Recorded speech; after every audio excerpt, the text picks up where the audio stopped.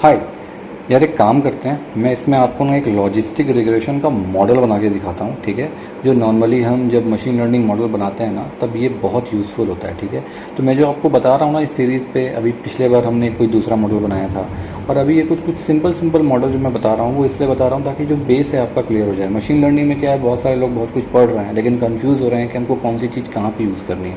तो मैं ये कोशिश कर रहा हूँ कि बेसिक एग्जाम्पल से आपको समझा पाऊँ ताकि आप बाइफरगेट कर पाओ कि कौन सा मॉडल मुझको कहाँ यूज़ करना है, कैसी परिस्थिति बनेगी, उसके हिसाब से कौन से मॉडल को कहाँ इम्प्लीमेंट करो। ठीक है, तो ये जो सिंपल है, आप नाम पे मत जाओ, नाम पे जाओगे तो बहुत कंफ्यूज हो जाओगे। सीधे जो वर्किंग होती है ना, कहाँ पे कौन सा यूज़ होना है उस पर ध्यान दो, ऑटोमेटिक दिमाग में आ जाएगा, आप कर ले जाओगे। यहाँ पर अपन क्या करते हैं, एक मॉडल क्रिएट करते हैं। ठीक है, create a logistic regression model, REGRESSION model. ठीक है, अब यार ये लॉजिस्टिक रिग्रेशन है क्या, ये अपन ने मशीन लर्निंग के चैप्टर पे पढ़ा हुआ है, फिर भी मैं आपको और क्लियर कर देता हूँ।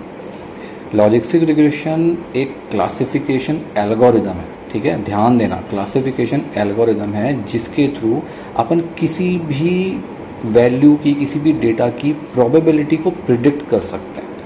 ठीक है, हम जान सकते हैं, अनुमान लगा सकते हैं कि उस डेटा के बेसिस पे क्या होने वाला है आगे।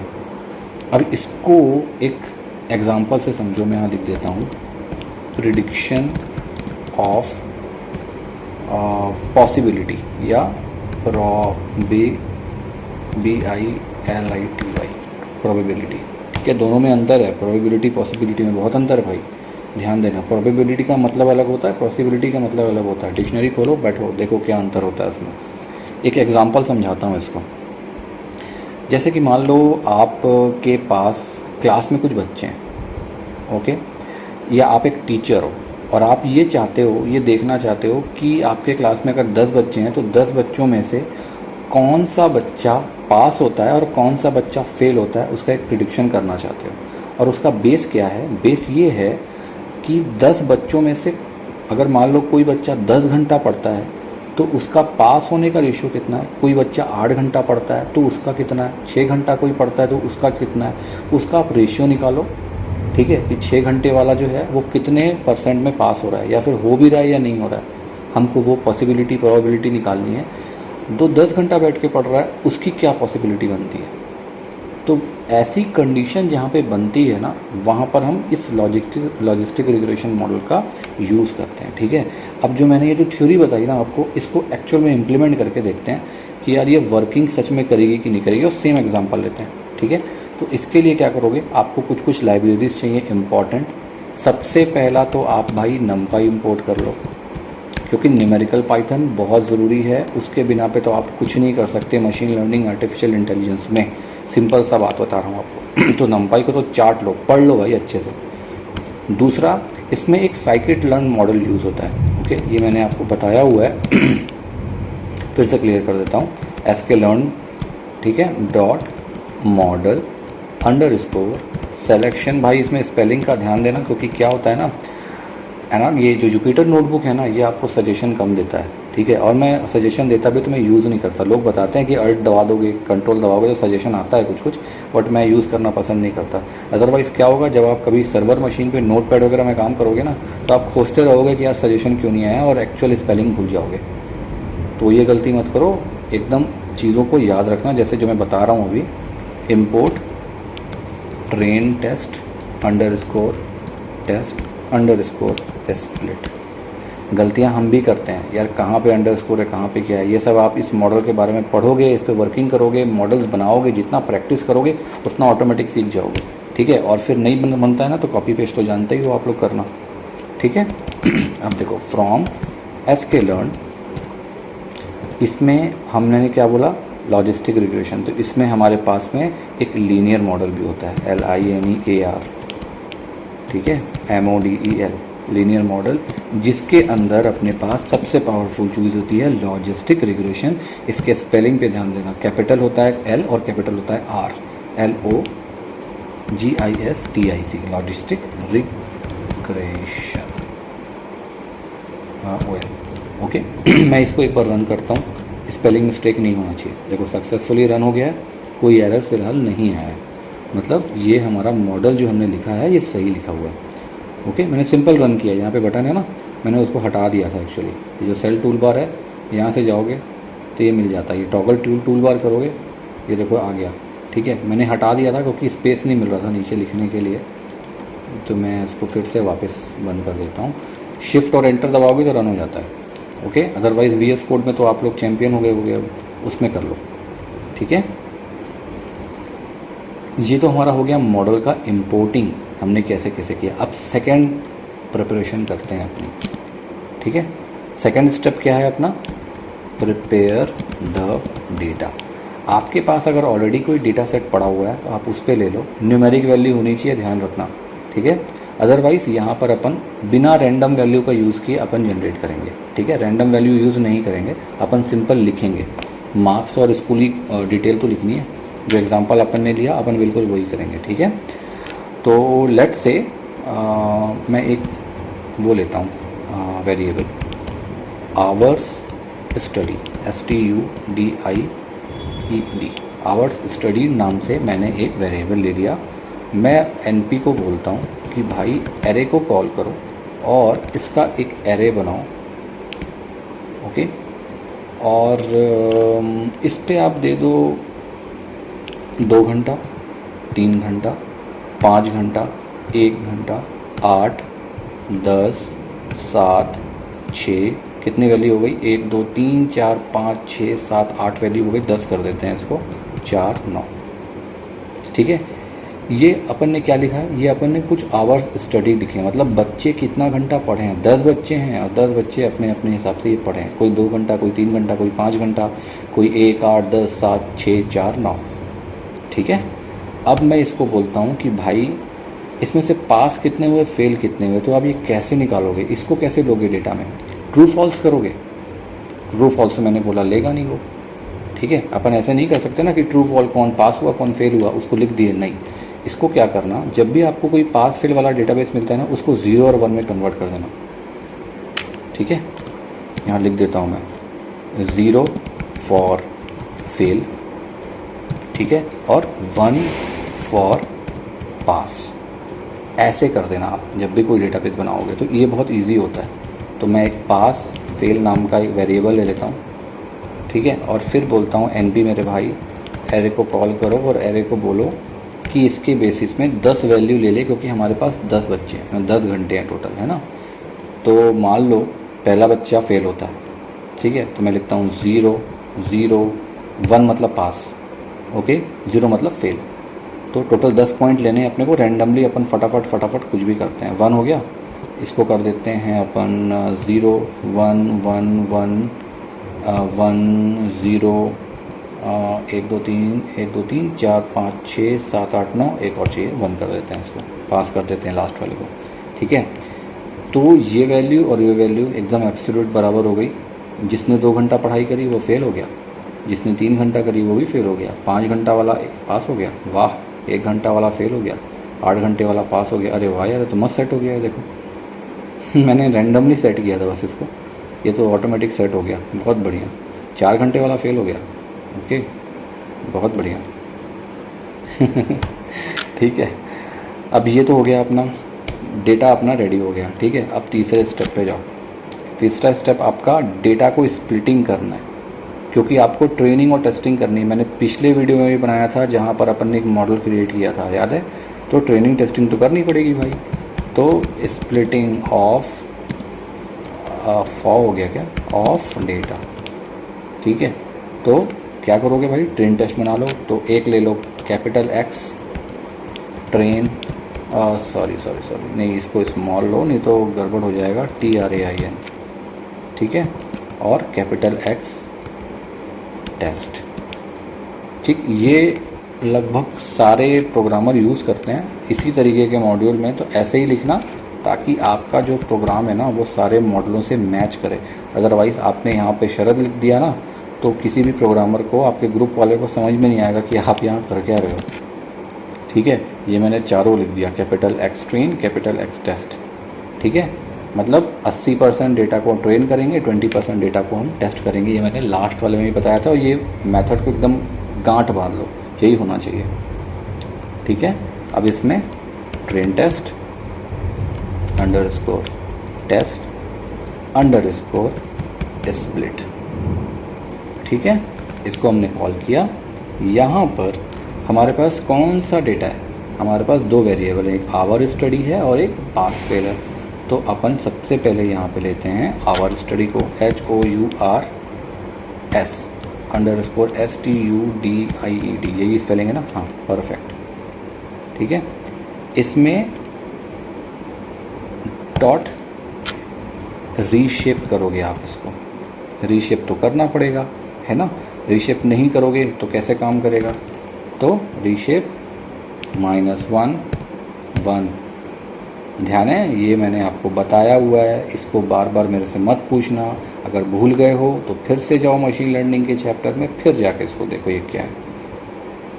ओके, अब मैं ले लेता हूँ सेकंड वाला। कौन सा है सेकंड वाला?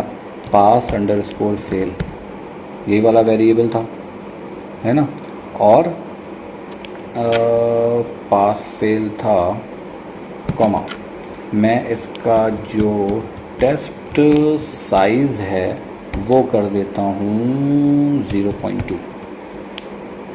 Okay, plus random underscore state को कर देता हूँ 42।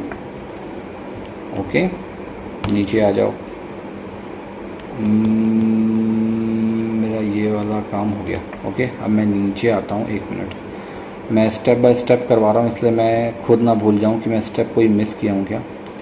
ठीक है, स्प्लिट हो गया। अब आपको दूसरा स्टेप बता देता हूँ। स्टेप बाय स्टेप सीखोगे तो बहुत मज़ा आएगा, अदरवाइज़ पूरा हौच पौच बन जाता है। मैंने देखा है कि बहुत लोग स्टेप बाय स्टेप नहीं करते तो हौच पौच बन जाता है, समझ में ही नहीं आता बच्चों को। तो वैसा मैं नहीं करना चाहता। क्रिएट एंड ट्रेन को कि हमने ऐसे ही सीखा था, हमने हौच पौच में सीखा है, फिर हमने ये खुद से जनरेट किया कि भाई स्टेप बाय स्टेप करो। अदरवाइज़ वो भी लिख लिख के, अगर नहीं करोगे ना, घंटा कुछ समझ में आने वाला है।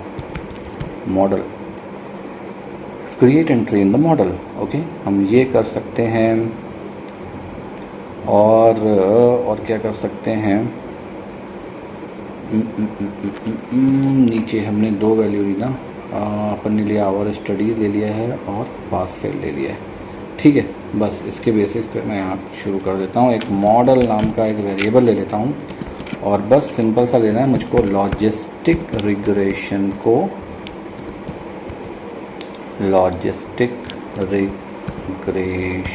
को कॉल करना है और उसको मॉडल में मैंने सेव कर दिया। अब मैं उसको बोलता हूँ कि भाई लॉजिस्टिक रिग्रेशन जो आपकी मॉडल में हो गए हो आप, तो मॉडल डॉट जो भी ट्रेन टेस्ट है इसको फिट करना है किस पे? X train. ओके, और वाई ट्रेन। ठीक है, ये अपन ने ले लिया एक्स ट्रेन और वाई ट्रेन, दोनों को फिट कर दिया। जो भी रहेगा उसको अपन एक्स टेस्ट और वाई टेस्ट में आगे अपन टेस्टिंग भी करेंगे। अभी ट्रेनिंग कर लें फिर टेस्टिंग करते हैं। ठीक है, ये मैंने यहाँ पे इसको रन कर दिया। सबको रन करते जाता हूँ मैं। ओके, क्या हो गया? X train not defined. X train TRAIN train TRAIN क्या हो गया भाई? एक minute. Name X train not defined.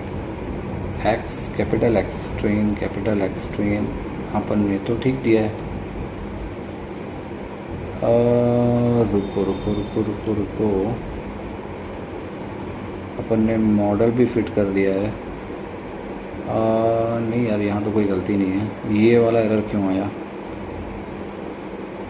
X train Y train fit किया है ना हमने, यहाँ पर तो कोई गलती नहीं है। मैं एक बार फिर से रुको एग्जीक्यूट करता हूँ। क्रिएट एंड लॉजिस्टिक रिग्रेशन, कुछ तो गड़बड़ी है। एक्स ट्रेन डिफाइन नहीं है, लॉजिस्टिक रिग्रेशन की स्पेलिंग भी ठीक है। मैं रुको, X Y train X test Y test train test TRAIN। Okay ठीक है, मैं एक काम करता हूँ, थोड़ा आगे बढ़ता हूँ। मुझे लग रहा है उसको डेटा नहीं मिल रहा है शायद, इसलिए वो ऐसा कर रहा है, बट ओके कोई प्रॉब्लम नहीं। मेक प्रिडिक्शन, अब जो हमने ट्रेन टेस्ट किया है उसके बेसिस पे प्रिडिक्ट भी कर लेते हैं। वैसे मुझको ये एरर समझ में नहीं आ रहा क्या प्रॉब्लम हो सकती है। एक्स ट्रेन नॉट डिफाइंड, क्यों मेरे भाई? ओ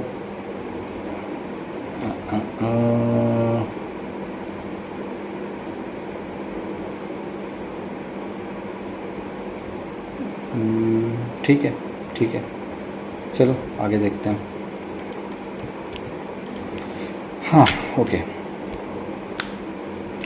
एक प्रिडिक्शन नाम का ले लेते हैं। प्रिडिक्शन इज इक्वल टू, मैं बोलता हूँ मॉडल मेरे भाई जो हमने बनाया हुआ है, एक मिनट,